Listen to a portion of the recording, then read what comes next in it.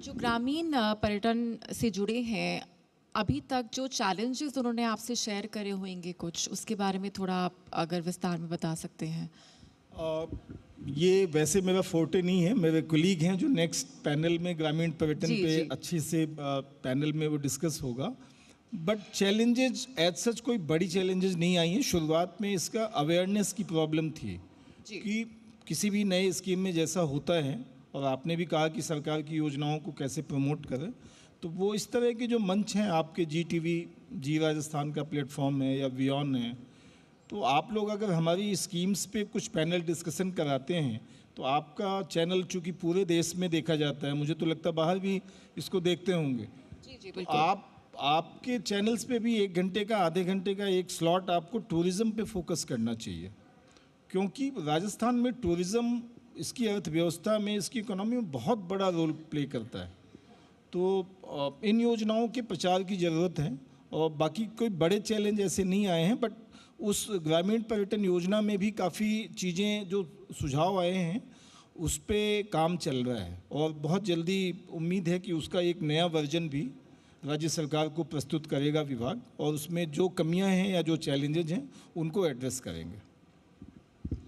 Captain Shashikiran जी, जो भारतीय railway द्वारा स्टेशनों का पुनर्विकास चल रहा है बड़े पैमाने से, इससे पर्यटकों को भी विशेष सुविधाएं मिल रही हैं, मिलेंगी। तो पुनर्विकास के पश्चात मिलने वाली सुविधाओं और जो बदलाव किए जा रहे हैं उसके बारे में बताइए।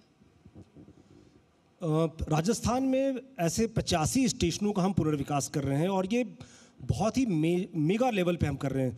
4000 करोड़ से भी ज़्यादा का इन्वेस्टमेंट हम कर रहे हैं, जिसमें कि इन 85 स्टेशनों का पुनर्विकास करें। 10 मेजर स्टेशन राजस्थान के, जिसमें कि जयपुर, जोधपुर, उदयपुर, बीकानेर, जैसलमेर, पाली, गांधीनगर, जयपुर, सांगानेर। मतलब जयपुर एरिया की अगर मैं बात करूँ तो जयपुर, गांधीनगर, जयपुर और सांगानेर 3 ऐसे स्टेशन हैं जिनको हम काफ़ी अच्छे मेगा लेवल पे विकास कर रहे हैं। जयपुर स्टेशन पर्टिकुलरली अगर मैं बात करूं, 700 करोड़ से हम इसका विकास कर रहे हैं। एक नई आयाम और एक नया पहचान हम जयपुर स्टेशन के करने वाले हैं, जिसमें कि एयर कॉन्कॉर्स की एक नई सुविधा हम प्रदान करने वाले हैं। अभी जैसे जयपुर स्टेशन के आसपास बहुत सारे जो मॉल हैं या जो होटल्स हैं, उन सबको एक परिधि में समेट करके, और ये एक नया विस्तारित रूप लेने वाला है, जिसमें कि उस लगभग 5000 स्क्वायर मीटर हम एयर कॉन्कॉर्स बना रहे हैं। एयर कॉन्कॉर्स में बताना चाहूँगा, जैसे जो फर्स्ट प्लेटफॉर्म से लेकर के जो लास्ट का जो प्लेटफॉर्म है, इसके ऊपर पूरे स्काई वॉक में हजारों स्क्वायर मीटर एरिया में हम एक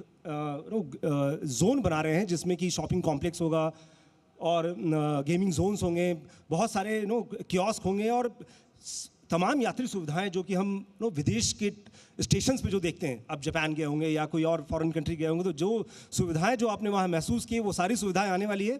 और ये कि बहुत कोई दूर की कौड़ी नहीं है कि हाँ ये बातें होती हैं, बजट में आते हैं और कभी इसका क्रियान्वयन नहीं हो रहा है। ये सब होने वाला है, बहुत ही तीव्र गति से काम चल रहा है।